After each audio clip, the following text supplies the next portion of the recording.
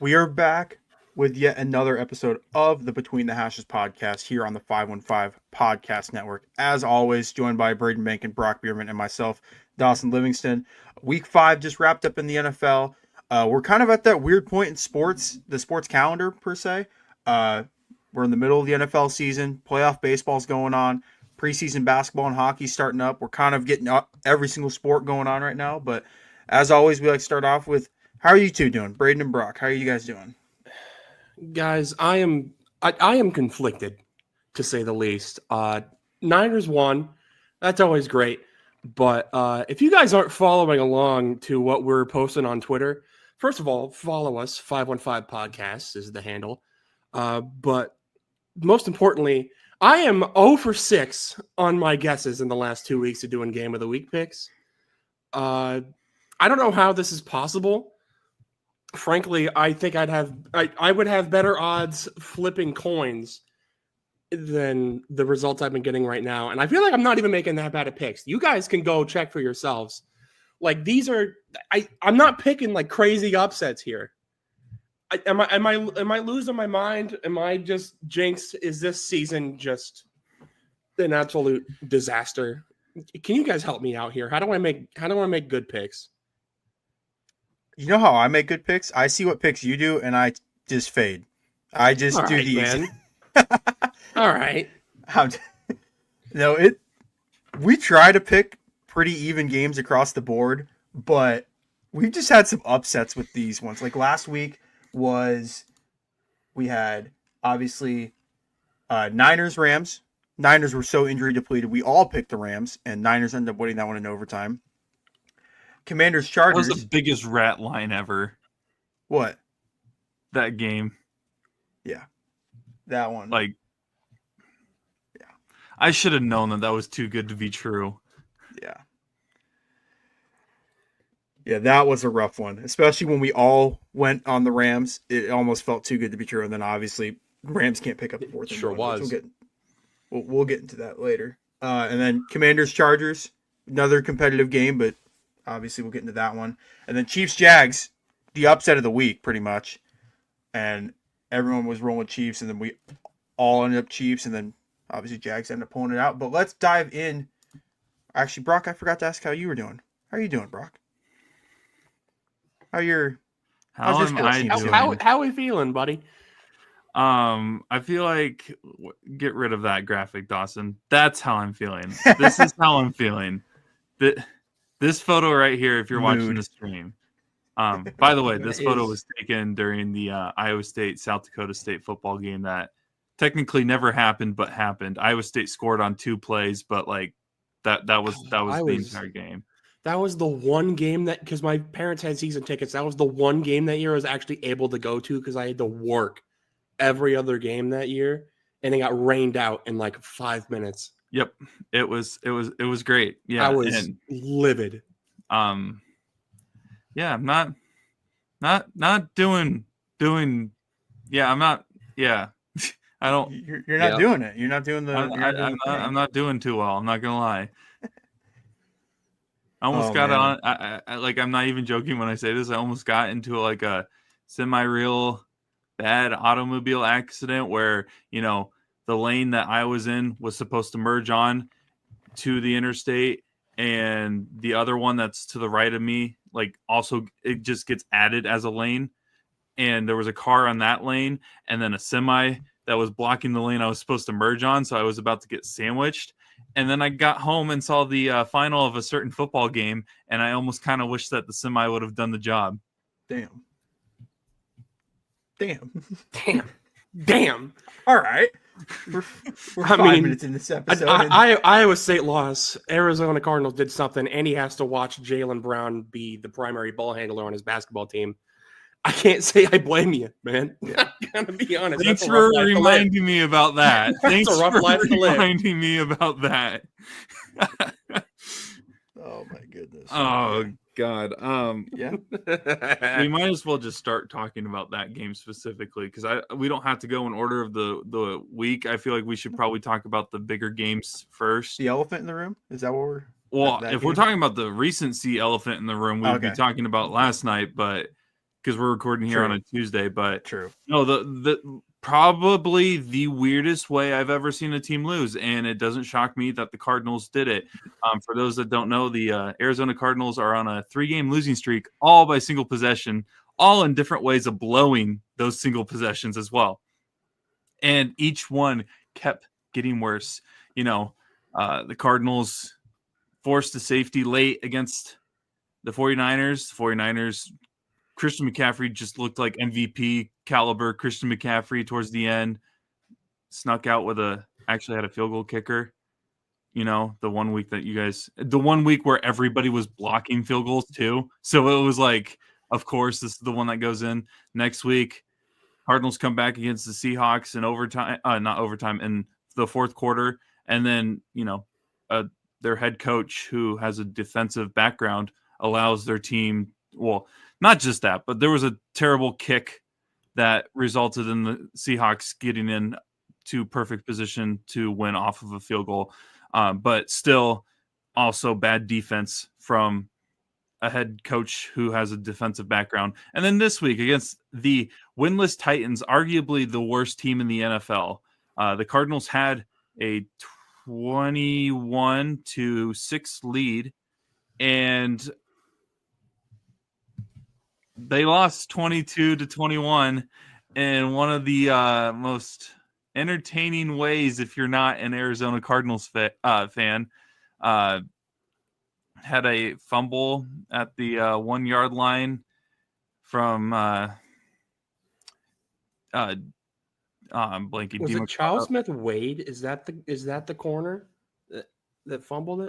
The Titans. No, he's talking about the running back that fumbled on the running back. Yeah, That was DeMarcano. MRE DeMarcado or something like that. So you have that where he just doesn't think about what's going on and does the thing that millions of players have done in the past and fumbles it as he's walking into the end zone by just dropping the ball. 2 weeks in a row, by the way, that we've seen that. And what is it with players doing that? I still, to this day, do not understand what the point of that is, because it happens way more often than it actually should. Deshaun Jackson has set a horrifying precedent, because I guess they think it looks cool to drop the ball as soon as you're under the end zone. Has anybody ever actually successfully done that, where they've dropped it as soon as they cross and it actually counts as a touchdown? I feel like I've never seen that celebration end well. I also don't think that's a very cool celebration. No. If I'm going to be quite honest. You ran that ball into the end zone. You keep that thing until you finish celebrating. So that happens. The ball. Yeah. So you get that, which, by the way, his stat line's still pretty impressive. 3 carries for 81 yards. But no touchdown. No touchdown. Cardinals actually would have had 3 different players with a rushing touchdown if he would have scored on that play. 4 different players, sorry. Bam Knight. Kyler had one. Yeah. Michael Carter and then Bam Knight all had one. But also, the Cardinals were able to do something I don't know. Honestly, jokes aside, I don't know if I have ever seen where they intercepted the ball and then fumbled it. And the way that they fumbled it, the ball goes back into the end zone and is recovered for a touchdown. I'm not even going to lie. Who even recovered? It was Tyler Lockett recovered the fumble. Yeah, Tyler Lockett. So he's the one that gets credited for it. But yeah. And then, the Cardinals just find another way to lose a close game, and 2-0 turns to 2-3. Not that I was very impressed by the 2-0 start, but I told you guys before we started recording, I have seen I'm anybody that knows me knows that I've seen some. I have a long index of ways teams have lost that I cheer for. We got Northern Iowa just blowing it against Texas A&M in the NCAA tournament. You Shout out got Alex Caruso. yeah, Shout you countless Iowa State football games, whether it's all the flags that were picked up against K-State, the pass against Oklahoma State that was caught by, I think, Marchie Murdoch that was called an interception because it was a tie, and for some reason Ty went to the defender on that play. The kick off, the punt fumble, Muff's punt return against Iowa. Numerous LeBron James seasons ending Boston's season in the playoffs. This 3-game stretch is literally the worst 3-game stretch I have ever had as a fan in terms of just the sadness and the hilarious ways that my team that I am cheering for has found to lose. And of course, I shouldn't be shocked with this team. I had Bears fans sending me apology texts.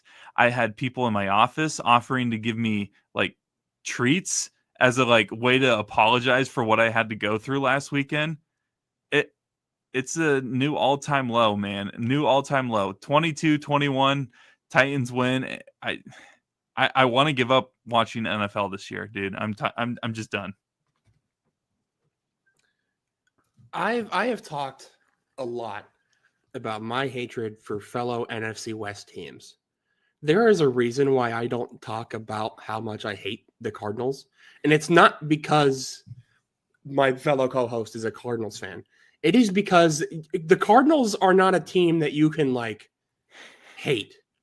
They're kind of just there, and when you hear about them, it is almost never good. Like the Panthers. Kinda, but at least the Panthers had their moments where they've made a couple Super Bowls. True. Cardinals themselves have made a couple Super Bowls as well. 90, but still resulted in a 99-yard pick six. 99-yard pick six, and the Santonio Holmes catch? Is that in that one of the craziest catches in NFL history? Yeah. I genuinely, I don't think I've ever seen a more Arizona Cardinals way to lose a football game than what I witnessed on Sunday. This franchise is so crazy. I don't know, man. This franchise is so crazy because Larry Fitzgerald is considered one of the most dominant playoff performers in NFL history, and he's made the playoffs twice in his entire career. He had the Super Bowl run and when they played the Steelers, and then they had the one where they played the Panthers, who ended up going to the Super Bowl in the NFC Championship game. Those were the two runs that I can remember. If I'm forgetting one, I definitely remind me, but I think those are literally the only two that I can remember that Larry Fitzgerald ever made.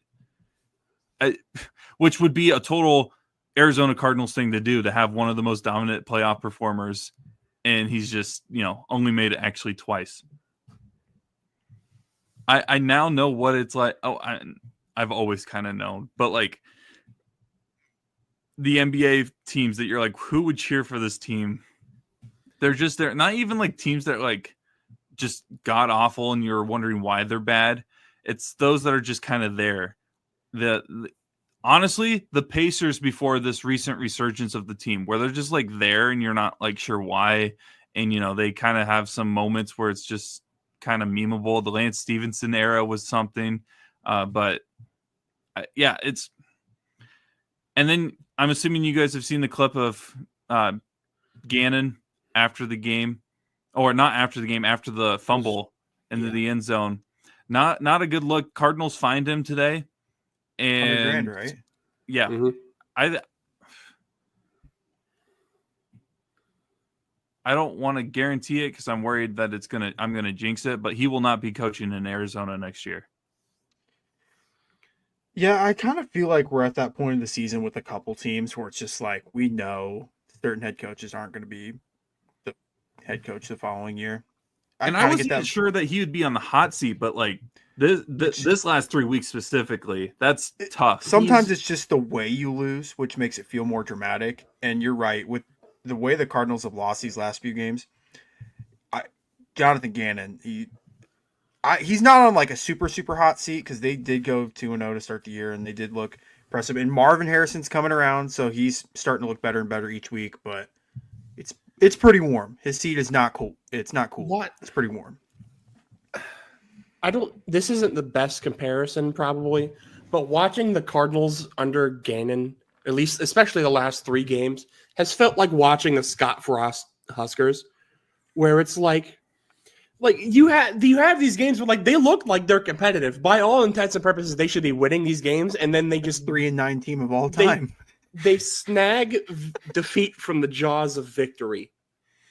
Like it should not be possible to lose these games, and yet they do it. God. I don't think to the teams that they're losing to. It's mind-boggling. Honestly, you're 100% correct. Like that's how it's been like the last couple of years, and especially this last week or 3 weeks. Jeez, you got me thinking about Nebraska versus Georgia Southern, the game that got Scott Frost fired now, and yeah, he's not. I'm sorry, he's not meant to be a head coach, and I don't dislike the guy at all. I just don't think he fits what you would want in a head coach at all. If that makes sense, is some people have it, some people you don't. Yeah, exactly, and there's nothing wrong with that. Like you can, I mean, heck, look at some of the coordinators that were head coaches found out that they weren't head coaches, and then. In my opinion, if we would put offensive or defensive coordinators in the Hall of Fame, have turned their careers around into arguably a Hall of Fame career in terms of their position. It sucks knowing that there's not really anything that you can do to fix this team. I'm looking forward to the trade deadline low key because I mean, I've seen rumors over the past couple weeks of what they may do at the running back position. And there was one name that popped up on Sports Illustrated. Like they wrote an article about a couple weeks ago from New York that I would not even hesitate in terms of willing to give up everything for him. So we'll see. But yeah, not a good week. And I'm sorry. I want the Cardinals to lose every game now the rest of the year. Like I'm selling. Like there is no recovery from those 3 losses. Wow. You heard it here first. You heard it here first. Hopes the Arizona Cardinals go 2-15. Welcome back, 2024 New Orleans Saints. You heard it here first. Oh my God! Tank for we are a really good guy, and then get Rocco the following year, and we'll be good. Yeah. We are now 18.5 minutes into this podcast, and we have just talked about Arizona Cardinals and Scott Frost. That's how bad it was. We spent 18 minutes talking about the Cardinals. That's how bad 18 this situation. minutes talking about how bad I am at picking football games and the Cardinals. And Scott Frost. This is what you tune in for, folks. Yes. All right. You guys ready to take a deep dive into this week? I am more than ready, boss. All right. We're going to start with last night's. I was going to start with Thursday and then work our way forward, just because Monday night's game is most recent. All right. First game of the week. We always start with Thursday Night Football. Kind of a shocking upset. 49ers defeat the Rams 26-23 in overtime. Niners down a lot of players on the offensive side of the ball, but still find a way to pull it out. Kendrick Bourne had himself a legacy game for the San Francisco 49ers. 10 catches, 142 yards. Mac Jones even played really well. Rams had a couple turnovers that ended up costing them. But for you guys, my question is this say more about the Niners, or does this game say more about the Rams losing it? I have no idea, honestly. It feels like both. Like the Rams had a lot of opportunities to win that game. Obviously, you had the Kyron Williams having the fumble on the goal line, and then you have him getting stuffed on the last play of the game. I had plenty of opportunities to win that game, but didn't. But on the other end, I mean, this felt like Kyle Shanahan's Canton ticket game. The fact that they managed to win this game against as good of a roster as I feel like the Rams are is just insane. Like we've kind of heard, like, for the past, since really that game, every reporter's like the ideal quarterback for a Kyle Shanahan offense is Kyle Shanahan under center. And honestly, that can't that is objectively true. Like he just makes, I'm trying to pick my words nicely here because I really like this guy right here, and anything I say could very easily come back to bite me. But that said, Kyle Shanahan knows how to make diamonds out of coal. I tell you what, he makes magic happen at quarterback, no matter who's under center. But yeah, I mean, what a game. McCaffrey was pretty good as well. Like you said, Kendrick Bourne decided that he was just going to be good now. Jake Tonjes, I think, had a touchdown. He's been like good since Kittle went down. So it'll be interesting to see how he still folds into this offense when Kittle comes back. And yeah, did not see this one coming, but can't say I'm mad about it. Brock, what were your thoughts on this game? Was it more impressive that the Niners lost or won this, or is it more disappointing that the Rams lost this? I don't know if there's one way like I can swing more, because I was impressed by how the 49ers, with a quarterback with one leg, it seemed like at one point, were able to pull this out with no star players except for, Christian McCaffrey. But at the same time, some of the play calling decisions by the Rams kind of confused me a little bit towards the end. Obviously, the turnovers killed them as well, which is crazy. You look at this. Who would have guessed in 2025 that we would get a NFC West matchup where Mac Jones has 342 yards, 2 touchdowns, and Matthew Stafford has 389 yards and 3 touchdowns. Like this, and Devontae Adams is in Los Angeles. Like, this is just, I'm not. This is a huge win for it's a bigger win for the 49ers than it is a big loss for the Rams, because I feel like the more wins that the 49ers can get while everybody is hurt, the better their season will look at the end, because I feel like once they can get everybody healthy, and if they can keep them healthy, they will be smooth sailing with what they got coming up here. The Rams, on the other hand, I'm not worried about, because their players are still playing a very good style of football. Yeah, they did lose this game. Yeah, they did turn the ball over. Yeah, there was some questionable play calling at the end, but I'm not worried whatsoever in terms of how they're playing or if this is a time to panic for them. I do want to ask Braden, just because, I mean, I feel like you have to. Is there going to be a point where you almost want to keep Mac Jones at quarterback? I'm not trying to like bait you into saying something, but like, you can't deny what he's done so far for the 49ers. Dawson, I see that smug little look on your face. And again, I'm not trying to bait you in. I know what you're trying to get me to say, but no, absolutely not. Okay. Mac Jones is good. I am happy with the performances Mac Jones has been able to put on. Mac Jones is he does not have, if the read is not there, the play is over. Fortunately, the read has been there a lot, because that's how Kyle Shanahan's offense works. When the read is not there, that's when you get a guy like Purdy, who has the ability to make plays outside of the structure.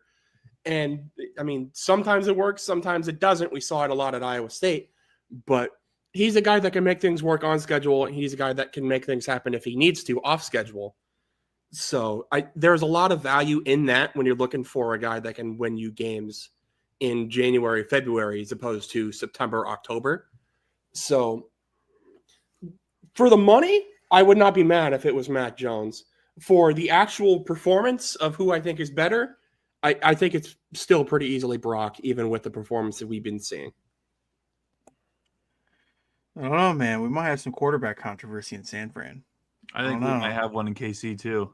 Yeah, well, we'll get to that. We'll get to them in a second. But I think we're all in agreement. The Rams going for it on that 4th and 1 in overtime. Not a stupid call. I think all of us would have went for it, even though Kyron Williams was short. You don't want to, like we saw with the Cowboys-Packers game, you don't want to tie a game. It just feels so meaningless if you tie one. So I understand the Rams going for it, but I'm way more impressed with the Niners winning this game. Like you guys mentioned it already. The amount of injuries this team has had and is still able to like rack up these wins. And their only loss on the season is to a Jacksonville Jaguars team who's also 4-1. No George Kittle, no Brandon Ayuk, no Ricky Pearsall. Like this team is just finding out ways to win. Even no Nick Bosa on the defensive side, but they're making plays, they're flying around, and they look really good. And I'm not super concerned about the Rams because I think every division game is tough. I don't care how much better one team is versus the other. When you play a team twice a year, you're going to know pretty well what their strengths and weaknesses are. So I'm not overly concerned with the Rams, but I am way more surprised that the Niners were able to pull this off. And every time I see a home Rams game, it's just a home game for the other team. Like you guys watch the broadcast, how much red was in SoFi Stadium. It's just unbelievable how little the home field advantage. Yeah, it's I was going to say, when you play pretty much all your division games on the road, that's almost impossible.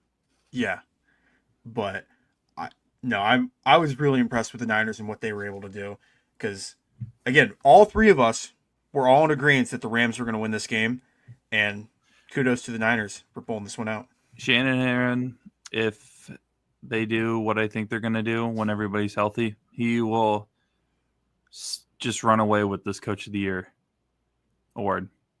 Because I know that the 49ers are supposed to be in this position every year, but like they have to, I hope voters put into account what they have been able to do without 80% of their production from last year.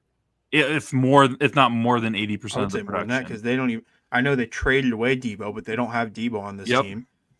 So, yeah, kudos to the Niners, able to go to 4-1 on the year and kick the Rams down to 3-2.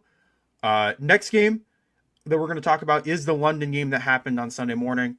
If you guys were up and watching this one, not a super noteworthy game. Vikings-Browns. Vikings take the win 21-17. Reason I want to talk about this game, obviously, before we were done after we had recorded the episode, news broke that Dylan Gabriel was going to be the starter for this week. So we didn't get to give our live reaction on this game. So Gabriel did get the start for the Browns. He didn't look bad, didn't look great. He looked like he was playing very conservative football, which sometimes isn't bad. But his stat line for the day was 19 for 33, 190 yards, 2 touchdowns, took 2 sacks, and did have a QBR of 39. So he's below average on the QBR metric. But I don't know about you guys. I didn't think he looked terrible against the Vikings, but it did look like he was trying not to throw picks, and he was really reeling in any long passes he had down the field. But what are your guys' thoughts on Gabriel being the starter for the Browns now? I think this is probably the right answer long term. I mean, we'll talk about Flacco later, obviously, because some pretty big news broke today. Yeah. But however old Joe Flacco is, somewhere between like 37 to 40. I don't know exactly. Geriatric Joe? He was never going to be a long-term solution at quarterback, so you might as well give one of your young guys a shot. You spent the higher value pick on Gabriel, so it makes sense to give him the nod. And yeah, I mean, he didn't look bad, obviously. I mean, you had Jake Browning out there, whatever week that was, who absolutely stunk it up against this Vikings defense, threw like 3 picks and scored like 3 points with Jamar Chase to throw to. So for Dylan Gabriel to come out there with less than a week of knowing that he's going to be the starting quarterback and throw for almost 200 yards, it makes sense that he's going to be more conservative. Obviously, first game, you're not going to have the full playbook at your disposal, and you have as good of a two tight end set as you do with Fannin and Njoku. It makes sense to give those guys the bulk of the targets.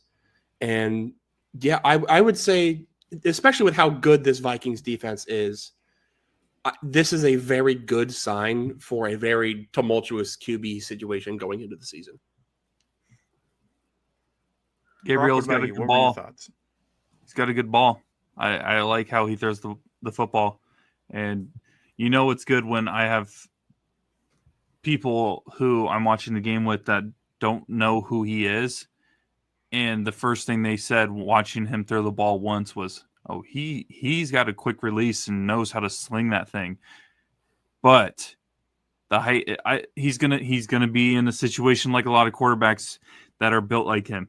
His height is going to be the question, and I think his height, what he does to combat the height differential, is what's going to determine whether or not he can take that step of being a full-time starter for them. I like the move. Keep him in at starter. Also, Carson Wentz is the guy for Minnesota for the rest of the year. I don't want to see anyone else starting quarterback for them. Yeah, I kind of agree with you, Brock. I wouldn't rush McCarthy back from his injury if you don't have to.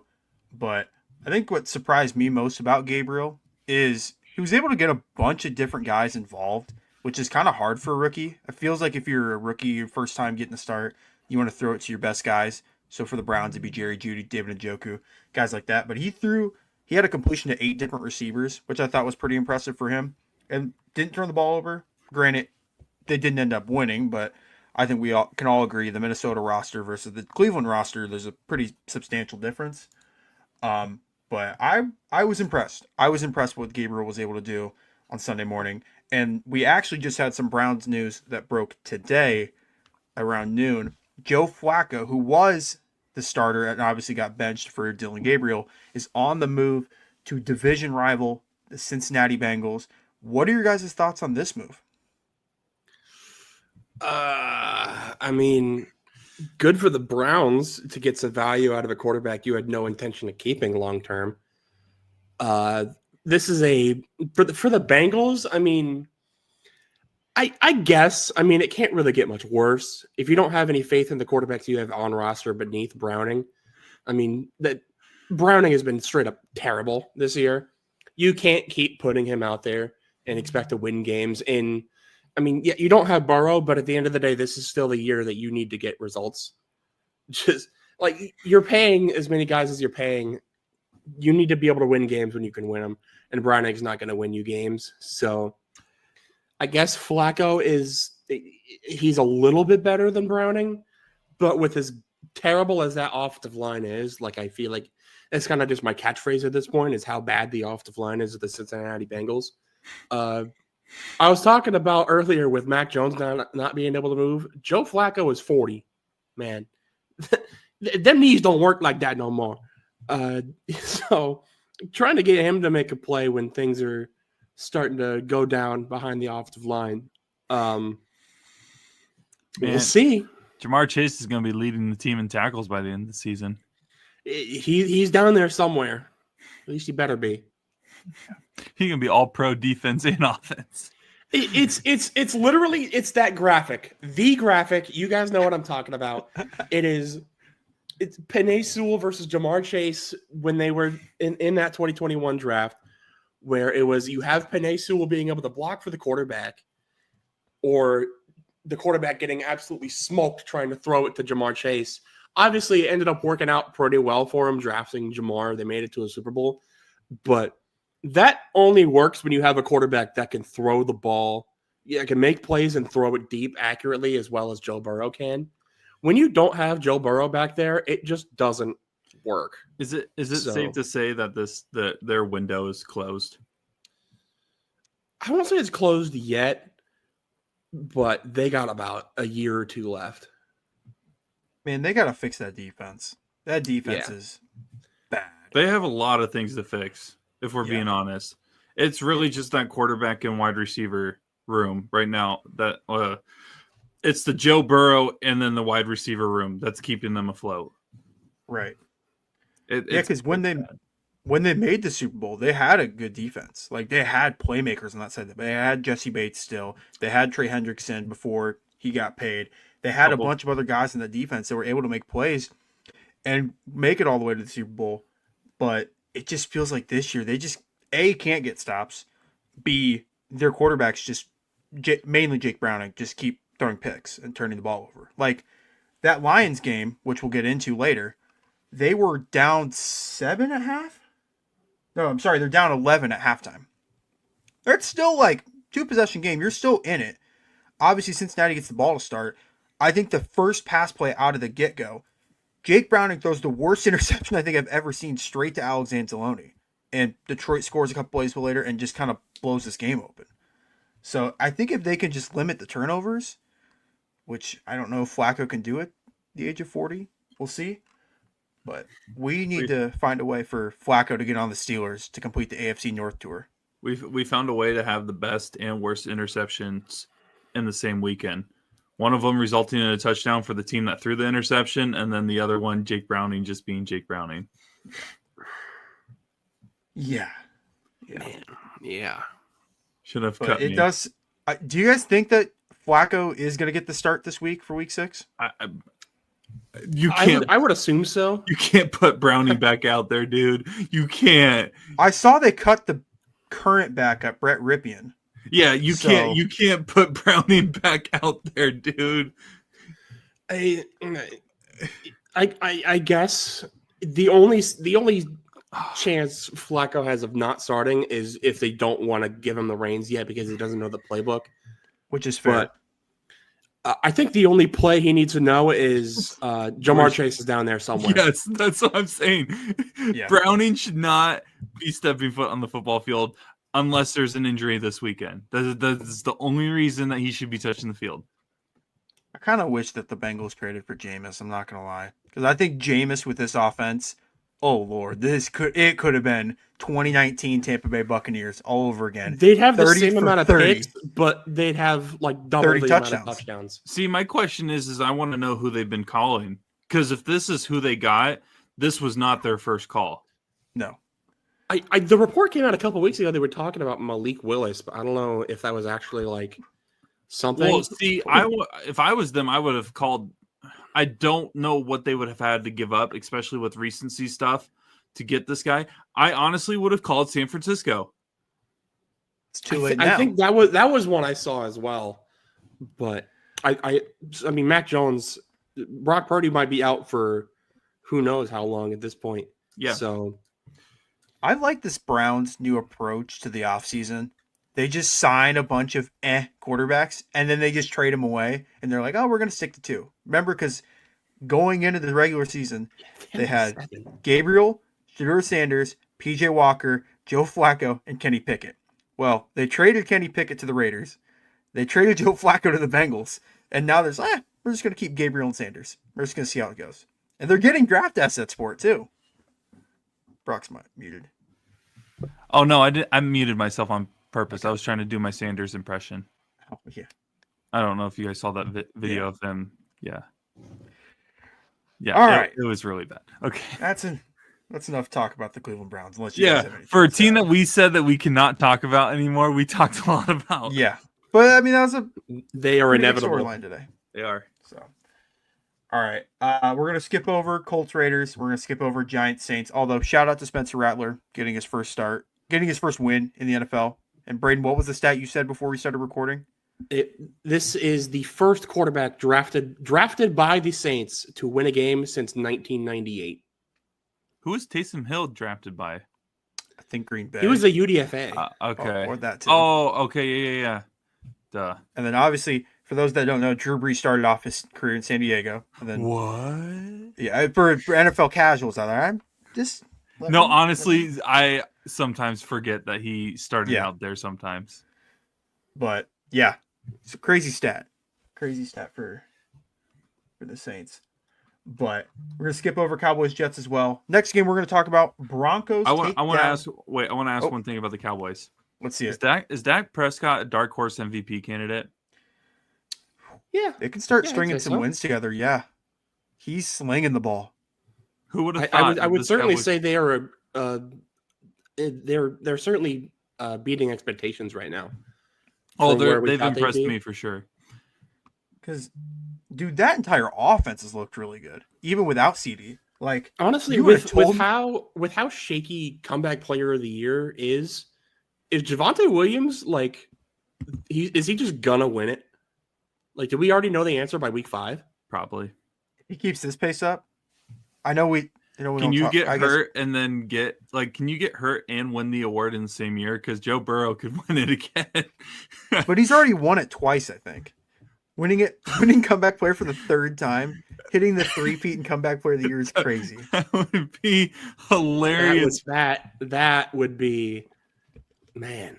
Ooh. No. If that would to happen, though, you have to just give him the MVP award too. Because if in the name most valuable player is what it stands for, he somehow would come back and lead them to this unbelievable run, you'd have to give it to him. We got to see what Flacco does before we can start crowning that. We don't know what Flacco's going to do with the Bengals. Stop. Okay. Get to a game Just that you saying. want to talk about. All right. Broncos take down the defending champs 21-17 off some fourth quarter heroics by the Denver Broncos, scoring 18 points in the fourth quarter to come out with the win. Pretty average game for the Eagles. They were not able to get the ball, the ground game going at all. Only 45 rushing yards. Saquon only having 6 carries, which I don't know what's going on with that. Saquon did have 3 catches, 58 yards, and a touchdown. Bo Nix played pretty well. 24 for 39, 242 yards, 1 touchdown. And it came down to, was the last second field goal? I don't think I caught the end of this one. Field goal with a minute to go to put the Broncos up by 4. Eagles failed on the Hail Mary. But what are your guys' thoughts in this game? Philly suffers their first loss of the season to a Denver Broncos team that I don't know if anyone thought was this good at this point in the year. They've had some shaky wins and they've looked so-so. But what are you guys' thoughts on this game? I mean, I had the Broncos making the playoffs, I think, in my predictions, but I didn't think they were like a beat the Eagles type of team. Right. I know they had, if they could get the offense going, I know the defense was doing pretty well, which it doesn't take a lot of defense to stop whatever the Eagles offense has been trying to do. It's more trying to figure out how to score on that defense. And I guess they managed to score enough. Cortland Sutton, I think, had a pretty big game. I don't know his exact stat line, but he was pretty good. 8 catches, 99 yards. Yeah. Run game, I think, was comparatively successful for how good the Eagles' run defense is. But yeah, this is one of those wins for the Broncos where like this is the one you put at the top of your resume to be like, hey, we're here. For sure. Brock, what were your thoughts on this game? Anytime a Philly team can lose, it's great. I definitely, Dawson, I can't remember when I sent you my power rankings, but it's not going to be correct. I think I flipped Detroit and Philadelphia around. Okay. Because I'll get that switched around for when we post them on social. That's my bad because I think I sent it late last night and I was coming off the high of the Monday night football game. And yeah, I wasn't good because I think they were the most boring undefeated team or 4-0 team I've ever seen this far into the season. So I was kind of happy that I wouldn't have to rank it. So when we get to our power rankings, if you see the Eagles at number 1, that is not because I actually believe that. We're going to be changing that to Detroit at number 1 and Eagles at 2. You will have to remind me afterwards because I will totally forget. I'll send you a message. But man, even then, like even now that they have officially lost, I'm looking at these other 1-loss teams, and I know that they're the Eagles and they're defending national Super Bowl champs. Kind of. Yeah. Super Bowl champs, but man, there are some teams up here that I'd take over them right now just because of how they're playing. And yeah, I anytime a Philadelphia team loses, it's a good day for Brock. Yeah. I'm on the same boat as Brock. I wasn't really sold with Philly. Like I kept him in my top 2. I think I had him at 1 for the last 2 weeks because of their undefeated record. And it kind of felt like, man, they just won the Super Bowl and they're still undefeated. So I have to give them, of all teams in the NFL, they get the benefit of the doubt. So they got the number 1 ranking, but they're just not very fun to watch. And kudos to Denver because they played a old-fashioned Big Ten football game where it's like, hey, we're going to hold on to the ball for as long as we can. I think time of possession was Denver 34 minutes to Philly's 25. They almost tripled Philly in rushing yards. Yeah, Bo Nix looked pretty solid. I don't know. I don't want to press the panic button for Philly because Philly's just so loaded offensively and defensively with talent. But something's going on with Saquon right now. And I know he's listed questionable for this game on Thursday, but another game where he's got less than like 50 yards. I don't know what's going on, but something's weird. I just want to add one quick little thing to this game. Eagles losing, Penn State losing to UCLA, and the Phillies are down 2-0 in the playoffs. Is this the worst weekend in Philadelphia sports history? Joel Embiid better not touch the court this week. He better not touch the court. Kyle Lowry, who the 76ers signed, is an analyst for Amazon while under NBA contract. So you want to know what would make this the worst Philly sports week of all time? If you see a Shams notification of Ben Simmons is signed with the Philadelphia 76ers. After Joel Embiid tears something. That would be the full circle moment. Hey. Philadelphia is I don't cheer for any other teams in any league. Go Dodgers. It'll be the one time you hear that on this podcast. There's a one and only. Oh, I'm not allowed to say that anymore. Oops. I got my. You guys have anything else to add about Broncos Eagles? Not really. I'm with the rest of you guys. I don't like Philadelphia sports, so when they lose, I'm pretty happy. Could not agree more. I'm gonna skip through some next games. Just gonna read the scores. Panthers pick up a win, 27-24 against the Dolphins. Panthers moved to 2-3. Dolphins moved to 1-4. Rico Dowell legacy game gets the start for the first week and then balls out, has almost over 200 rushing yards. But Dolphins do drop to 1-4. Meow. What? Panthers. Meow. Yeah. Bryce Young is the greatest quarterback of all time, but he has to throw at least 2 picks and a fumble first. Yep. He's like Florida's head coach when he's on the hot seat for pretty much. Oh my god, yeah. Bryce Young is the Billy Napier of NFL head. Oh my god, NFL quarterbacks. You better play good or you're benched. Legacy game. Bet. Yeah. No kidding. Win this game or you're fired. All right, let me just take down top 10 Texas real quick. No problem. Texans pick up a huge win, 44-10 against Baltimore. Their offense got right. What's that? Their offense got it. I think they finally figured it out. You got anything to add to that one? Because I think I know where you're going with that. Oh, no. Honestly, I just think their offense played really well. If you want to mention 3 Iowa State receivers. Yeah, that's where I thought you were going with it. 2 Iowa State receivers scoring. One of them scored 2, and Xavier Hutchinson. No, I just think that this offense is starting to look really good, and that's a really good sign for a team. I'm not going to lie, looked terrible on the offensive side of the ball early on.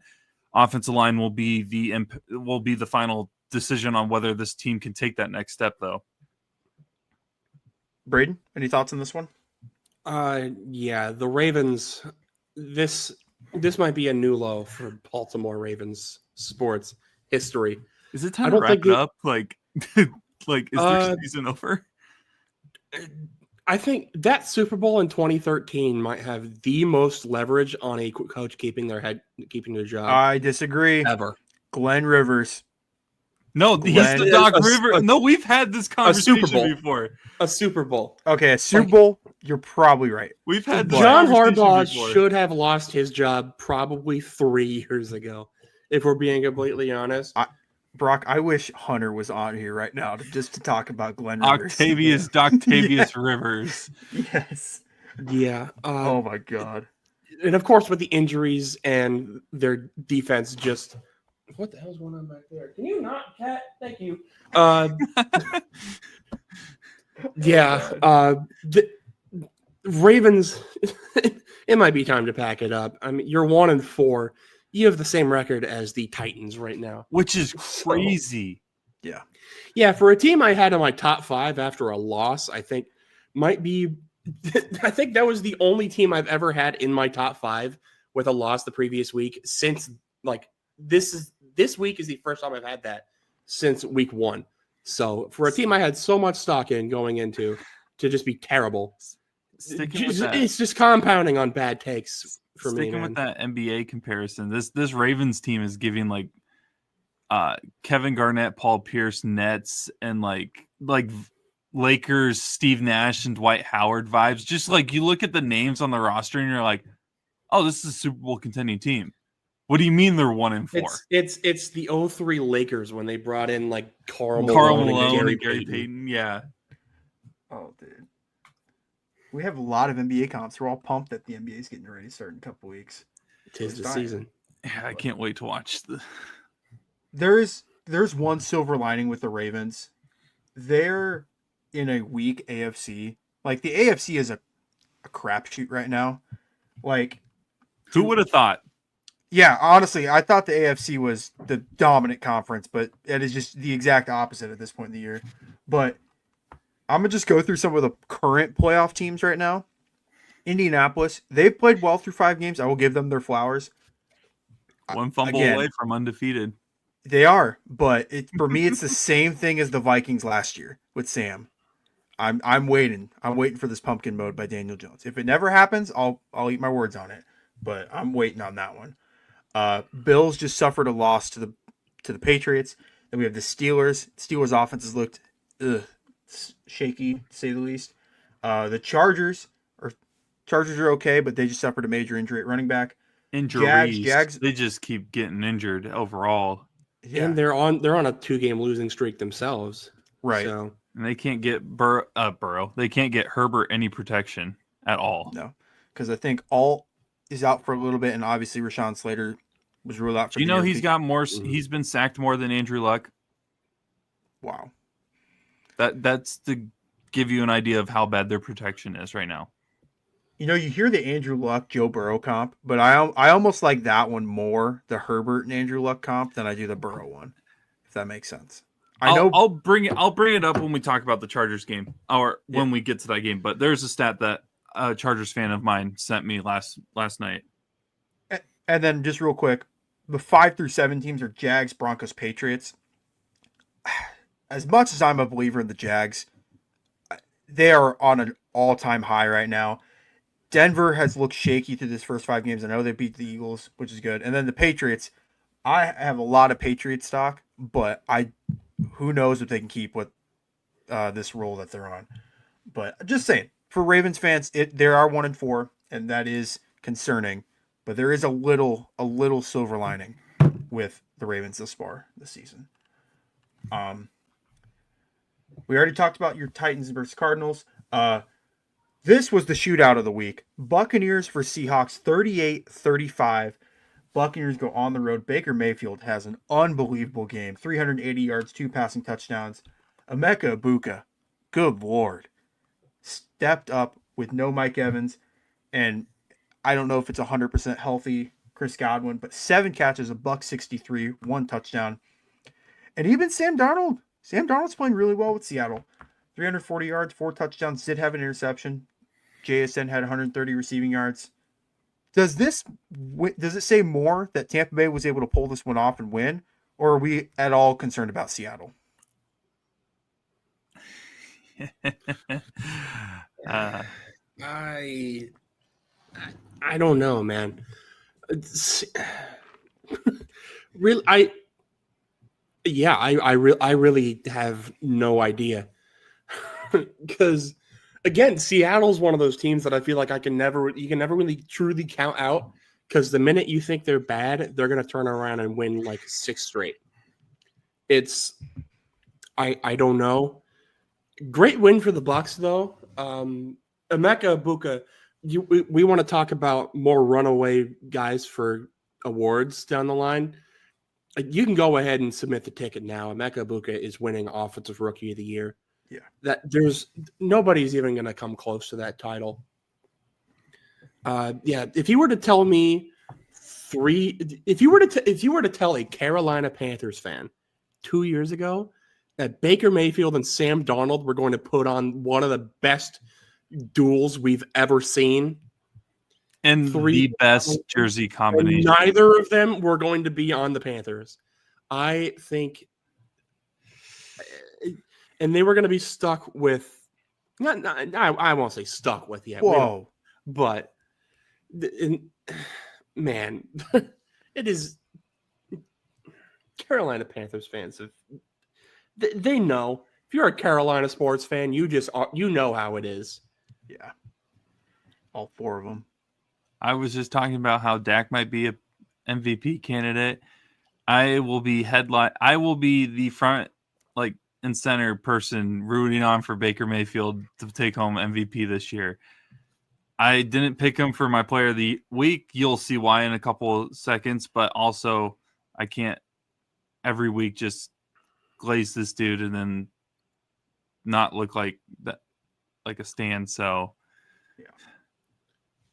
yeah, good win by the Buccaneers. I just love their offense. I love this team, and they're close. They're another 4-1 team that could be 5-0 easily.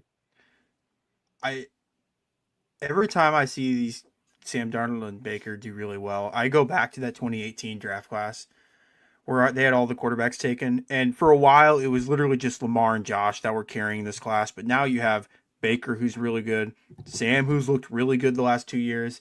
Obviously, Lamar and Josh have 3 MVPs combined. And then there's just the one outlier. And I hate to keep throwing stuff on the fire with the Arizona Cardinals, but as Brock Bierman is out of here, just the Josh Rosen pick is just pure comedy. Just pure comedy. Hey, he's getting his MBA. I was about to say he's doing well in his own right. He got over the fries in the bag era and realized he needs to get a real job. Shout out Josh Rosen, good for him. Oh man, I can't believe that. We got somehow able to never forget the 9 mistakes made before Josh Rosen was selected. Yeah, never forget. And it was off of the only reason that he got drafted was off of one damn comeback against Texas A&M. Yep. I am going to tell my grandkids about the Josh Rosen legacy game. UCLA versus Texas A&M. Wasn't it the first weekend of the college football season too? I think so, yeah. This first game of the year. This blank, you can think of what curse word. Insert your favorite word here. Went out and put on one of the biggest legacy games. No, you keep going. I'm being an idiot over here. You keep going. Puts on one of the most, because everybody our age knows about that game. Braden, you got me off. I can't concentrate anymore because you're laughing. I think the summary is shout out Josh Rosen, got drafted because of one spectacular game, and now we are in 2025, and Sam Darnold and Baker are good at football. I think is the moral of that story. Yeah, I think that's a good way of putting it. The 2018 draft class definitely has had a major glow up in the last couple of years. Yeah. I'm going to skip over these next 2 games, just going to briefly talk about them. Lions destroy the Bengals 37-24. This game was a blowout for the majority of it, but the Bengals got some cheap scores at the end. And then one of our game of the week picks was Chargers-Commanders. Commanders go on the road and win 27-10. Commanders looked good. Jaden Daniels, obviously his first game back. Herbert had a couple interceptions that looked not great, but Commanders go on the road and pick up the dub. We're going to talk about Sunday Night Football and the Monday Night Football, and then we'll get into Player of the Week, power ranking, and all that stuff. Brock, for the Herbert people, a couple tweets that I was sent by a Chargers fan. Since entering the NFL in 2020, Herbert has been hit more times, 525 times, than any other quarterback in the league. The only other quarterback that's close to him is Russell Wilson, 490. So almost 50 plus more Herbert has been hit. Also, and over the last 3 weeks, he's been pressured 81 times, hit 35 times, and sacked 12 times. He's on pace to be sacked 58 times this season. And I don't know what that ranks all time for a season. That's got to be top 5. I know Caleb had a high number of sacks last year, but that's got to be close to top 5. But yeah. When you hear a sack total and you're like, yeah, that sounds like a Madden stat line. Total time sacked is not the stat you want to have. That sounds like a Madden stat line. That's what I'm going to say. It would be tied for It would be tied for 14th in a single season at 58. That's what he's on pace for right now. Shout out David Carr, 76 times in 2002 is the record. Dude, I don't know if that record's ever going to get broken. We talk about some unbeatable records in sports. I don't know. I mean, in a 17-game season, it's a lot more possible, but still, like that's like 5. If I'm doing my math right, yeah, that's like 4 or 5 a game. He's first and third, so he almost broke his own record in 2005. And some then Caleb things Williams never is tied change for for that third. Texans O line, huh? Yeah, something. Well, Deshaun Watson in 2018, 62 times, which is tied for 7th. So. It's literally dude. They just can't figure it out, man. Man, our quarterbacks just keep getting sacked. I'm not sure what to do. I don't know, Jim. I don't know. Let's just get another one. Just draft more quarterbacks. Screw it. This one our quarterbacks keep breaking. These guys. Let's just keep getting more. Braden with the most spot-on Tony Romo impersonation I think I've ever heard in my life. That was fantastic. Not even the right Texas team. I don't know why I pulled out a Tony Romo. That was good though. That was good. That was good. I was waiting for like somehow Patrick Mahomes being mentioned, but I forgot. No, that's Collinsworth. That's Collinsworth. That's Collinsworth. Romo. Let's talk. O line so bad only Mahomes could make it successful. All right, there you go. There you go. All right, let's talk Sunday Night Football. Patriots go on the road and beat the Bills in Buffalo 23-20.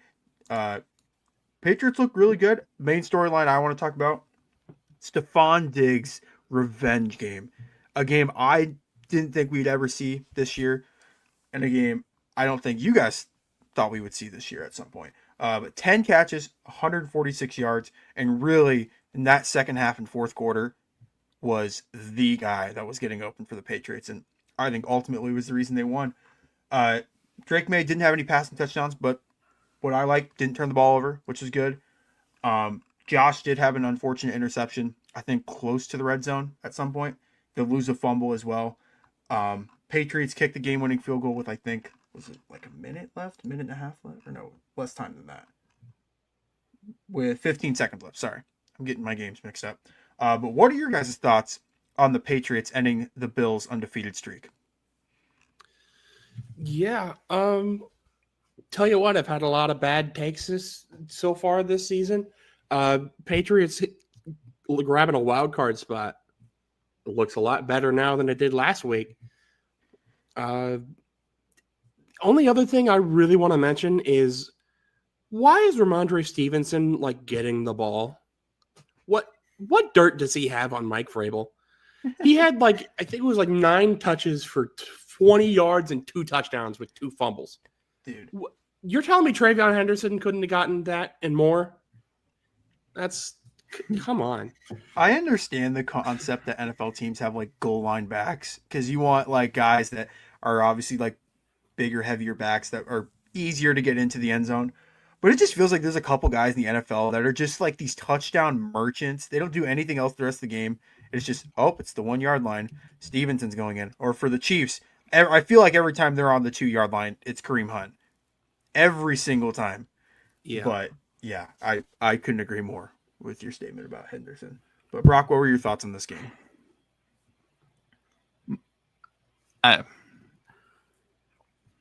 It's really interesting because this is a division that it's a 2-team race.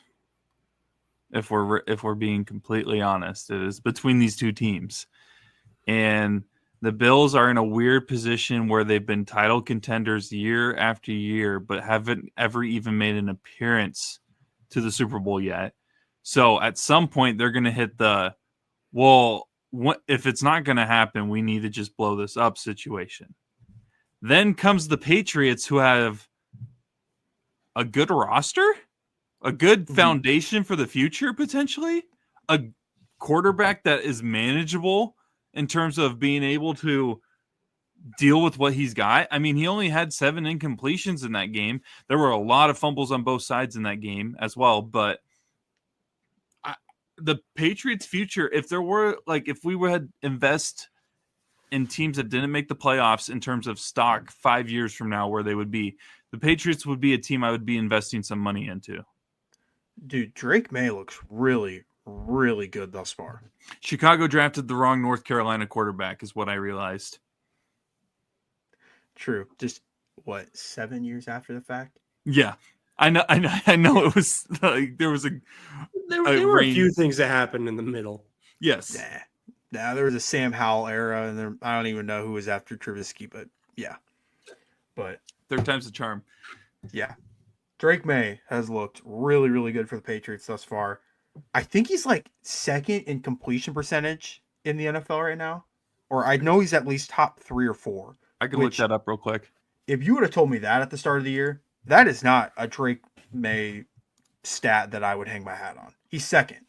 73, only behind Jared Goff.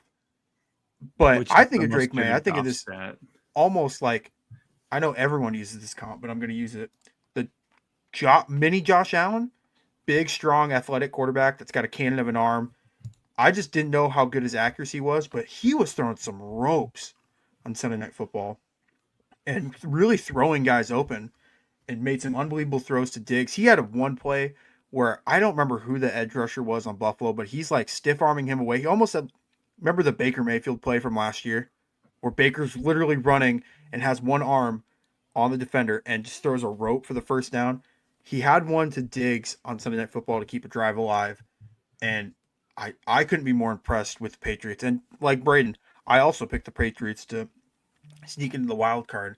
So this is a pretty positive sign for us Patriots stockholders. So, but anything else to add on this one before we go to the last game that I don't really want to talk about? Shout out Marcus Jones, I think, is the guy. His matchup was like 7 inches taller than him, and he managed to, I'm gonna say, lock him down, but definitely got a couple pretty good wins in there. I think he got that pick as well. So for a guy that's really only been seen as mainly a special teams guy, really making a difference on defense. So shout out to him. All right. I don't want to talk about this game, but we have to. I'm going to try to be objective. This is what those guys have been waiting for this entire episode, which makes me sad. But you know what? As someone who picked the Jags to win the division, I wasn't that upset. So you guys both picked Texans. I rode with the Jags, and Jags are 4-1. But unfortunately, Jacksonville did defeat Kansas City 31-28 on Monday Night Football. Great game throughout the entirety of it.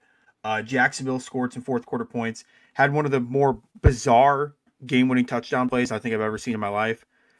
Trevor Lawrence is dropping back, gets his ankle stepped on by his own O-lineman, tries to get up, slips again, and is able to rush for the touchdown to get the Jags up by 3 with like 20-ish seconds to go. But it was like 22 seconds. It was 22 seconds. I remember exactly. Yeah. Because I was watching that. I saw Trevor Lawrence walk to the end zone with 22 seconds left, and the Chiefs had 3 timeouts. I was like, okay, well, they're at least going to overtime because that's just how the Chiefs operate. And Mahomes had a pass that if their receivers would have just turned. Hollywood Brown on the shoulder. How you could not have placed that ball any better.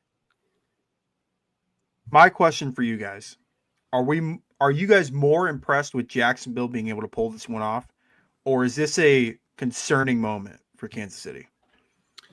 Absolutely, this is a insane win for the Jaguars. Um, I will another thing. I keep just talking about these one-offs, but it just stuck with me so well. I was on that 99-yard pick six by Devin Lloyd, which, by the way, I think he's entering himself in a top 5 inside linebacker in the league conversations pretty comfortably right now. I think Which, he's for leading the league somebody in going picks. into this season on a contract year who didn't have his 5th-year option picked up, what a time to have it happen. But when he got that 99-yard pick six, I saw the Jaguar. They were lined up. It looked like a mid blitz. I was like, oh, this is a touchdown. I specifically said this is a touchdown because I just assumed, oh, Mahomes is going to just slice this up like butter, no problem. It ended up being a touchdown, but for the other team. But enough dogging on the Chiefs. I know. I'm sure Brock's got plenty of it to serve, but what that just, mean? Boo. what? Anyways, hell of a win by the Jags. Team I didn't have a lot of stock going into this year has made me look silly, and the fact that their one loss this year is to the Jake Browning Bengals is just flat out comedy. All right, Brock, say what you want to say. Ouch. I'm hurt that you guys think I just like Oh, I attacked the figured you. I don't know. I just They're want to not hear the your Hawks. thoughts. Come on. Like, I don't We spent this much time dogging on the Cardinals. You got to at least have something True. to serve up. Yeah, I'm giving you the floor. We brought up Josh Rosen just for the love of the game. I did. Yeah.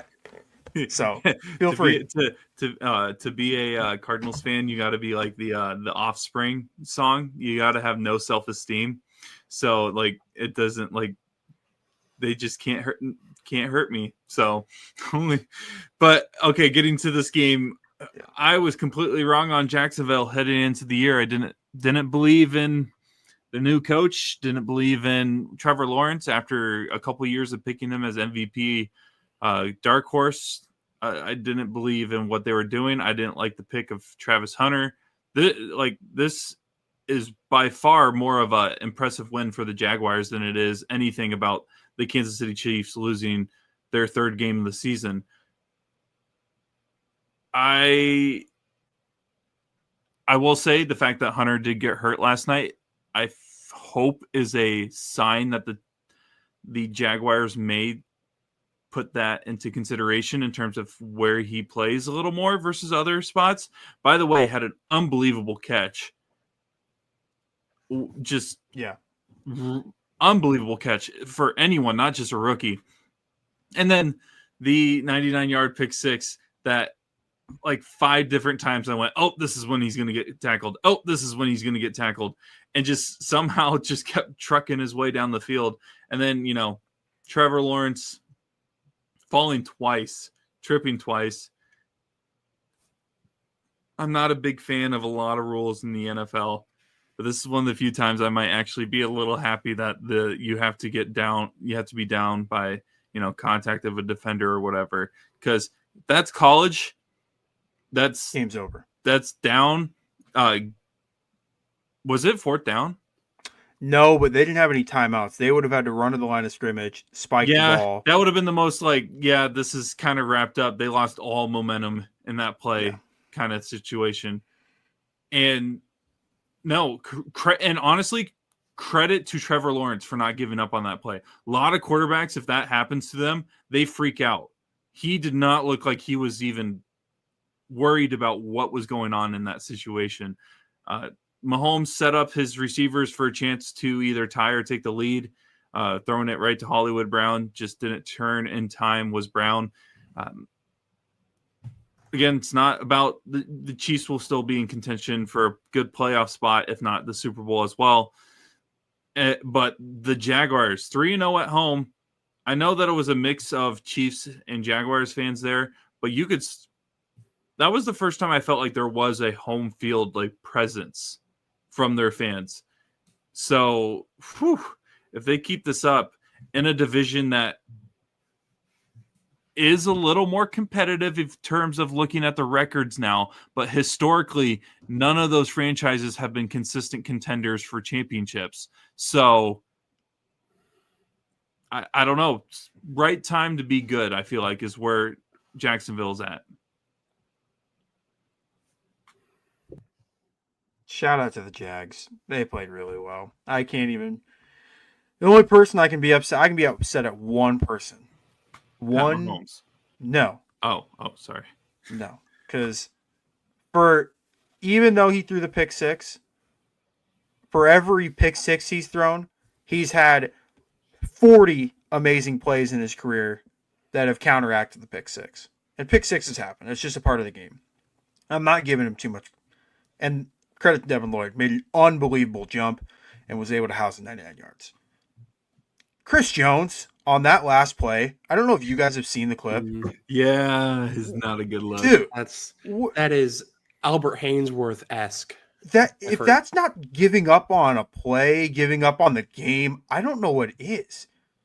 And you don't see that from him. That's a new thing. That's the first time I've felt as a Chiefs fan that the vibes are a little off. Like the Chiefs fans or Chiefs teams in the past, they don't do that. The Chiefs teams in the past don't have 12 penalties for 100 and something yards. The Chiefs teams in the past don't win the turnover battle and lose the game. I think that's the first time they've done that in like 3 or 4 years.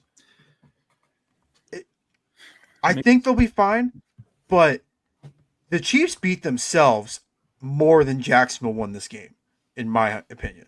But Jacksonville played great, but there were like 3 or 4 plays that could have altered this game that the Chiefs had in their hands and dropped.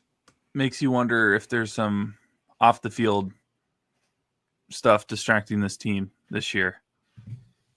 I don't know. Because even on one of the Jags touchdowns, I don't remember if it was the first Trevor rushing touchdown or if it was the Parker Washington receiving touchdown, but the Chiefs had the most wide open dropped pick I've ever seen in my life, where Drew Tranquill and Nick Bolton are both trying to get the pick and they both drop it. I don't know. Something feels a little off. I'm never going to lose my faith in this team just because history, I've seen it too many times. I've seen this team 4 years ago start off 2-3, just like they have this year, run the table, go 12-5, make the AFC title game. So I have proof of concept, but good Lord, these one-score games that they've lost this year, it almost feels like the huge storyline last year was Kansas City wins every single one-score game they're in. It's self-correcting itself now. They were 11-0 last year, and now they're 0-3 this year in one-score games. And they're a couple plays away where they're 5-0, but they're also a couple plays away where they don't pick up that win against the Giants, and the Giants end up beating them, and they're 1-4. So, I don't know. Certainly something to note, but I still have no issues with the Chiefs. I don't have any issues with the Chiefs. I think this year is just one of those years where everybody is good enough to compete. Yeah. Which usually ends up benefiting the teams that have been there before in terms of championship runs. But this has been a very, very fun year, and you'll see in our power rankings about how crazy this year has been, because there are teams in some of our power rankings that I never thought would crack the top 5.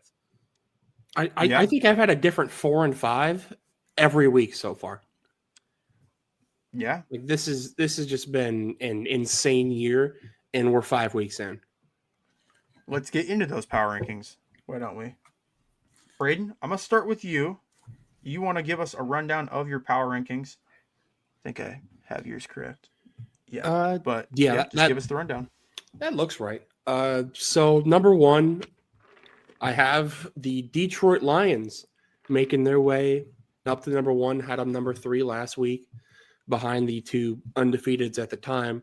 But really, I would say as far as like the most, taking away week 1, I'd say pretty easily the most dominant team in the league has been Detroit. Just been slaughtering every team that they've played against since that game, which we've said it about a million times. That was the game that was like, all right, we're not going to be able to just we're not going to be able to win games off of hype moments and aura. We have to be able to figure it out. We have to be able to execute and win games, and they've been able to do that. So shout out Detroit, taking the number 1 spot for me. Number 2, I have falling 1 spot, the Philadelphia Eagles, losing a really close game to a team that a lot of people might not have as much stock in as they did maybe last year, with Bo Nix maybe possibly regressing a little bit. But I still believe in the Broncos. I think the Broncos are about equal with the Patriots for me, which is who the Bills lost to. I have them at number 3. So I would count those losses pretty equal. And I had Philadelphia 1 and Buffalo 2 last week, so slide them down equal amounts for their losses. As far as the Eagles go, Formula One, I'm a Super Bowl last year, so I won't hate it too much. But Lord, they got to figure out how to get the offense going again. You cannot let Saquon Barkley get 6 carries in a game. That just absolutely cannot happen. It doesn't matter how good of a defense you're going against. That cannot happen. Third, like I said, Buffalo. We talked about this a lot not too long ago, but yeah, I mean, Josh Allen is going to have Josh Allen games where he just kind of it feels like every year they have one game where they just underperform against the Patriots. And this is their game that they underperformed against the Patriots. So we'll see if they can bounce back next week and get themselves maybe back in the top 2. Maybe they stay at 3, but I doubt they fall out of the top 5 entirely. Number 4, I think returning to the top 5 is the Tampa Bay Buccaneers. Absolute dogfight against the Seahawks. Emeka Ibuka, like I said, Offensive Rookie of the Year. Baker Mayfield, MVP candidate. Defense getting it done. And is Wirfs, I don't know when Wirfs is coming back. I don't know. He might have even been back this week. I don't think so, but we'll be back soon if he's not already. But this team is good right now, and they're not even healthy. So after their bye week, once everybody comes back, I think this is going to be a team to watch for sure. And at number 5, if you were to tell me that the Jacksonville Jaguars would be in my top 5, barely even a month into the season, I would have considered you insane. But Liam Cohen has completely righted the ship from what was a at times last year. Travis Etienne looks like a different beast. He looks like what he was his rookie year. I mean, they turned that offense from one of the worst rushing attacks in the league to one of the best in a matter of a season. Trevor Lawrence looks like he can actually throw a ball again. Makes a couple of mistakes, but that kind of happens sometimes. Defense looks insane. Like I said earlier, Devin Lloyd is one of the best interior linebackers in the NFL.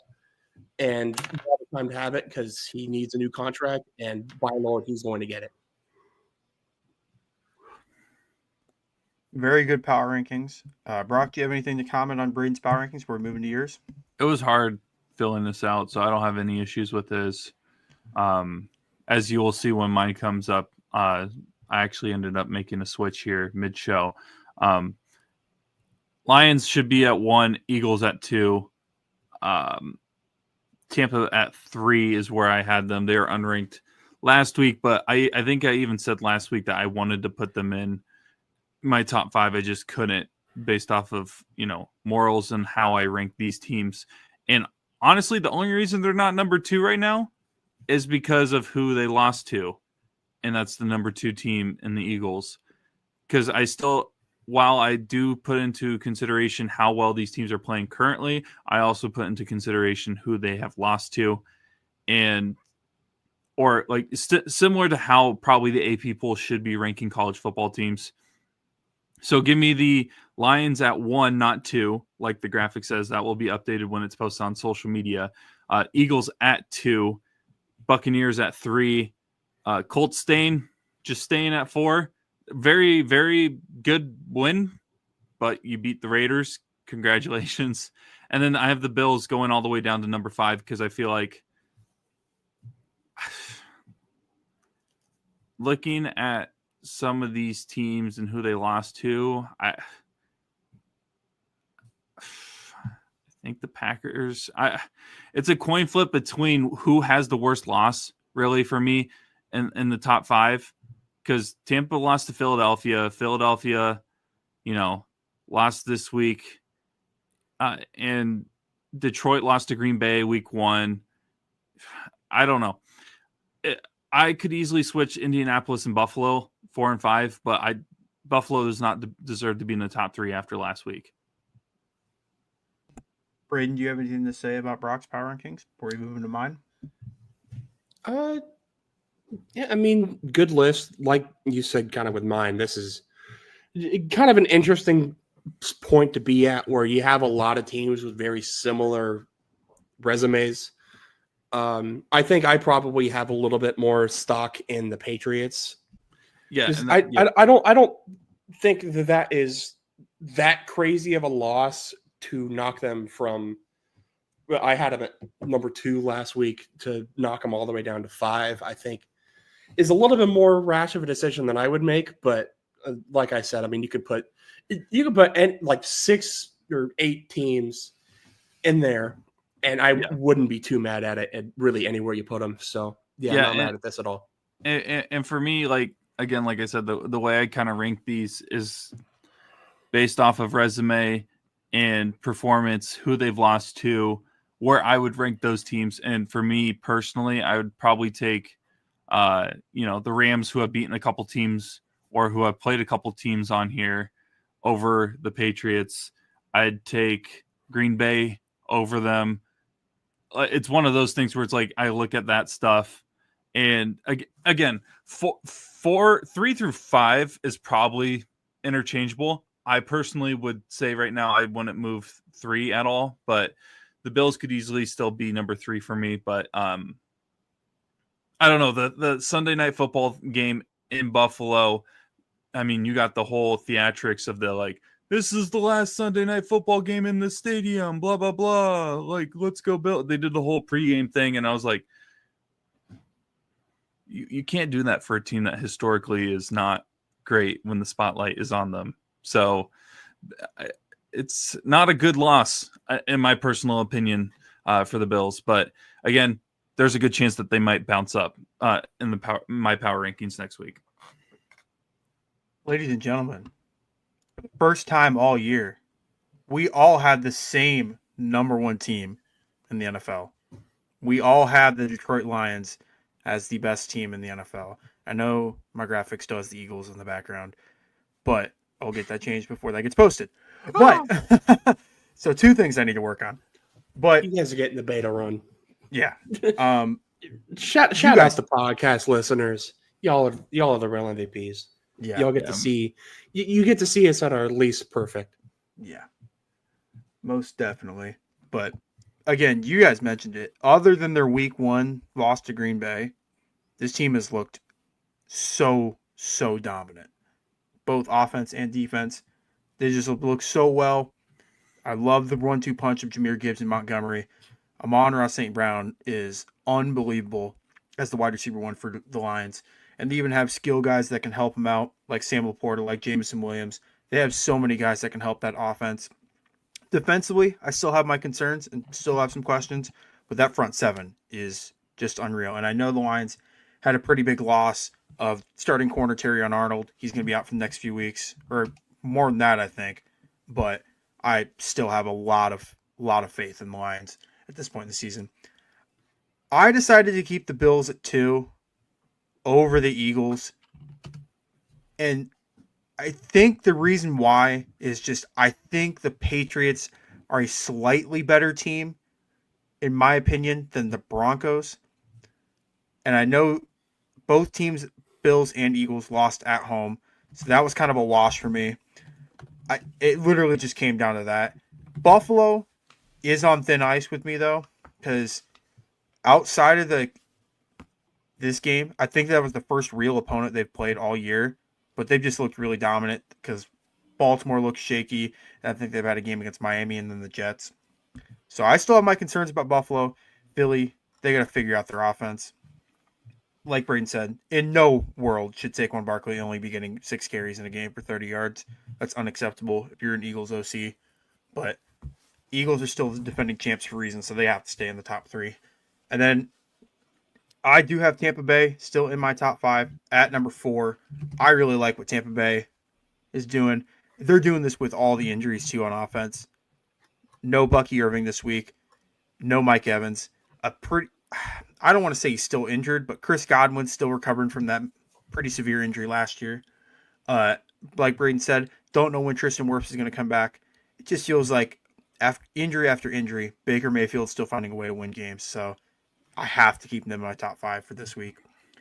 And then, like Braden said, I was more bullish on the Jags than both of you guys, but there was not a chance in the world I thought Jacksonville would be sitting at 5 in my power rankings at this point in the year. They just looked really well. That defense has surprised me more than anything. And the resurgence of Travis Etienne, getting back to his Clemson days with Trevor Lawrence. Lawrence hasn't looked spectacular up until this point in the season, but me and Brock in the past have had him as a dark horse MVP candidate because we have seen the talent he's been able to have. It's just, can he string some games together? And thus far, I mean, they're 4-1, so I can't really fault them too much with their only loss, like Braden said, being to a weird Bengals, Jake Browning-led team. So those are my power rankings for week 5. Let's get into our player of the week honors for week 5. Braden, I'm going to start with yours, and you have the floor. Yeah. Unfortunately, we didn't talk about this game a whole lot just because, like, it's the Dolphins and Panthers, 2 teams that I feel like don't really get a lot of coverage that much for reasons I'm sure you can probably figure out. But in case you missed it, Rico Dowdle absolutely killed it last week. The graphic says, 234 yards, rushing touchdown at 9 yards a carry, and it felt like every carry he got, he was breaking at least one tackle. This felt like a return to what we saw with him on the Cowboys last year. Ran for 1,000 yards, and it looked like he could pretty easily be a bell cow running back. Haven't hit my fantasy quota for the week, but as a Chuba Hubbard owner, I was not exactly thrilled to see he goes down, and now Rico Dowdle looks like one of the best running backs in the league. But if you're a Panthers fan, you are over the moon that you have two running backs that could easily be a bell cow back and be really good at it. But yeah, I mean, Dolphins run stopping game isn't exactly great, and this is about as good of an example as you can get. But watching this game, I was saying before we started recording, that Rico Dowdle was at about like 150 yards, but didn't have a touchdown yet. I said to myself, if he gets this touchdown, he's my player of the game. I don't care what happens the rest of the week. He will be my player of the week. And lo and behold, he got it. And yeah, had heck of a performance. I try to make my player of the week relatively guys that you wouldn't really expect to be like, oh, obviously, yeah, this guy was one of the best players of the week. And I mean, what a guy to fill it. Great pick. Brock, here's your week 5 player of the week honors. You're just going to give us the rundown? 100% completion percentage. That's a great graphic. Also, again, we've said this a couple times. Shout out Dawson for all the extra graphic making. It makes the show look a little better for sure. The background that we have, do we even still have the original background? Yeah, like the upgrade from the sports nerds background, which I threw together in like 2 seconds in Photoshop, to this between the hashes look. I shout out Dawson for the extra work that he puts on the show, and the design that we have as well now on these graphics, because they just pop. But I have David Montgomery as my player of the week. He only had 71 total yards, and but he did score twice. He also had a pass for a touchdown as well. So he had one on the ground and a pass. First passing touchdown since his high school career.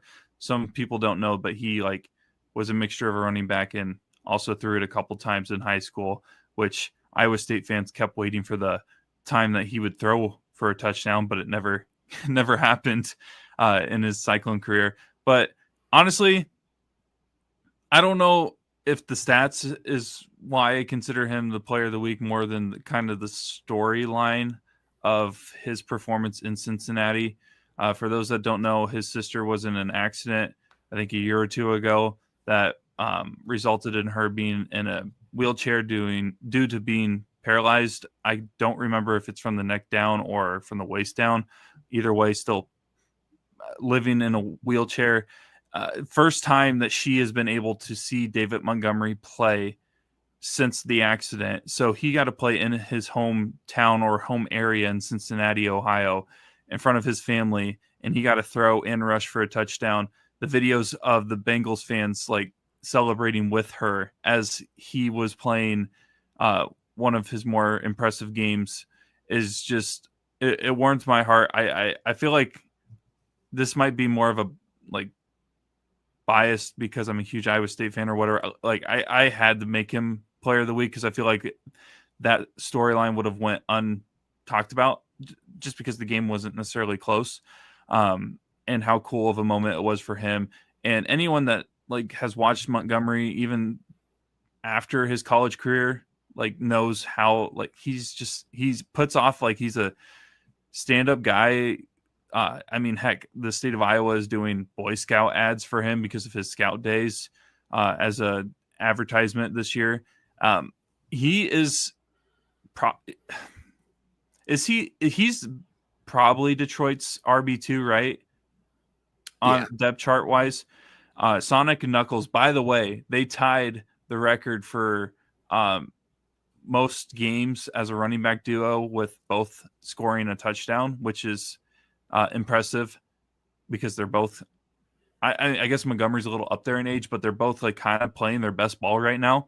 But Lions playing really good, and a lot of it has to do with this guy. And I feel like the storyline that was kind of there last weekend and the feel-good story was too good not to at least put him at least mention him, let alone put him at player of the week, because I don't think he gets talked enough about, because I think he's potentially having an all-pro season. So, yeah, Montgomery is my player of the week. One thing to add Chuck about Bruce. the record you just said, that record was held by Emmitt Smith and Daryl Johnson, the fullback for the Cowboys. Sounds right. It took them 9 years to have that record. We are in year 3 of Montgomery and Gibbs. Sonic and Knuckles. Just to put things in perspective. By the way, that is such a great it fits nickname for the duo. Yeah, especially with how they play. Sonic and Knuckles literally just works perfectly. And it's such a recognizable nickname too, because I have people that are kind of casual NFL watchers who know them as Sonic and Knuckles. So yeah, it's a feel-good story. He probably is my favorite Iowa State player that's in the NFL right now. So anytime I can support my boy Chuck Bruce, I will do that. For those that know who Chuck Bruce is, the legendary story of Chuck Bruce. Great pick for player of the week. Here is my player of the week. I decided to go with Emeka Egbuka. Like I was telling Braden before we started recording, I really, really wanted to pick Stephon Diggs with the revenge game factor of him playing the Bills in Buffalo and then pulling off the win. Then I looked at Egbuka's stat line a little closer, and then I decided, sorry, Stephon, maybe some other week, but we have to give Egbuka his flowers at some point this year. Braden mentioned it earlier. He's going to run away with Offensive Rookie of the Year. It's not even going to be close. For audio listeners out there, 163 receiving yards, 1 receiving touchdown, and 23.3 yards per catch for Emeka Egbuka against the Seahawks. And I think one thing I always look for in my player of the week, they won. So his stats contributed to a win, which I always value a little bit more. But yeah, that is my Week 5 player of the week. Do you guys have anything to add or any games you're looking forward to for Week 6 before we wrap this up? I think I've said my piece. Haven't really looked too much at the schedule for next week, so I couldn't really give you a whole lot of like games to look out for. But Yeah, good week. Can't wait to see how the Cardinals lose this week. For those of our people that follow us on social media, please do. Also, by the way, for those that don't, Instagram, Twitter, Facebook, we're posting content. If you see Braden's picks, make sure to fade them. But we'll have our game of the week picks out at some point on Thursday. There's some great games this week. Lions, And make sure to share our content as well. Yeah, Throw a some like, a retweet, reshare. Comment, Anything that you whatever. can do. Tell us that we're stupid, honestly. If you see something that you hate, Tell me I don't know ball. I love that Yeah. more than anything. Again, when we post those game of the week picks on Thursday for this Watch me upcoming go weekend, 0-9 and suffer. fade. And when you see Braden's face when you see this amazing face right here on our screen, When fade. you see the hot dog man, you know a lot of Twitter accounts will post like parlays or whatever of like, hey, you need to tail this. When you see the hot dog man make Hake's picks, you fade that sucker to the moon. Yes. Put them individual. Are you gonna be picking now? Gamble responsibly, and I will be flipping a coin to make my selections from now on because clearly I don't know what I'm talking about. I was gonna see if you were gonna switch your thought process and actually pick who you think is gonna lose to win, and just No, because then it's gonna backfire on him. No, yeah, because then that would be the week that it would actually just make you got to sense. see how long this winless streak can continue. Yeah, I was gonna say, are we gonna make it to next week and Braden's not gonna have a win on his If that belt? happens- I'm gonna try to pick who I actually think's gonna win, and I'm probably still going to go over again. Yeah, we haven't decided what games we're gonna pick, but we have a pretty good idea of the few that we're narrowed down to. But As a Cardinals fan, every Cardinals fan has a stress ball of some sort, and I'll be using this to my advantage come Sunday versus the Colts, which would be the most Arizona thing to somehow beat. Oh my God, Danny Dimes is going to have pumpkin ball, isn't he? maybe that's going to be one of our game of the week picks. And the Cardinals are still going to lose. Danny Dimes is going to – I'm putting it out there right now. Danny Dimes is going to find a way to turn the ball over 3 times, and the Cardinals are still going to lose by a field goal. All right. Anything else to add? I'm good. All right. A fantastic episode in the books, recapping week 5, giving our player of the week, our power rankings, and looking forward into week 6 in the NFL season. And like we said earlier, please drop a like on any of our Instagram, Twitter, Facebook, any of our posts that we put out there. Make sure if you don't watch the actual live podcast, I don't know why I can't think of the words. The video. If you're not watching this live as it's being premiered, find it anywhere else you watch pods. Spotify, Apple Podcasts, leave a like, SoundCloud. Subscribe, follow, whatever the terminology is for the by the platform way. you use. We are on YouTube. We don't advertise that one as much, but we are on YouTube. If you like the video aspect. I didn't know we were still posting on YouTube. All right, like and everything subscribe. just automatically Hit the bell. Whatever YouTube, we get say, I don't know. YouTube, we get like little to no traction at all. But the only reason that we do it is because the system that we use automatically allows us to just do it. So if you happen to be on YouTube and prefer to watch your podcast on YouTube, we're on there. 515 Podcast Network, pretty much on everything now. Leave a comment letting us know what platform you prefer to listen to your podcast on. Yeah. We will be monitoring all of the sources for sure, definitely. Yeah, but great episode this week, fellas. But we are going to have to wrap this one up. This one went a little bit longer than expected, but I feel like we've said that the last 3 or 4 weeks. Now that we realize we go past an hour. But yeah, kind of to wrap this one up. For Braden Bankin, for Brock Bierman, I'm Dawson Livingston. We are signing off.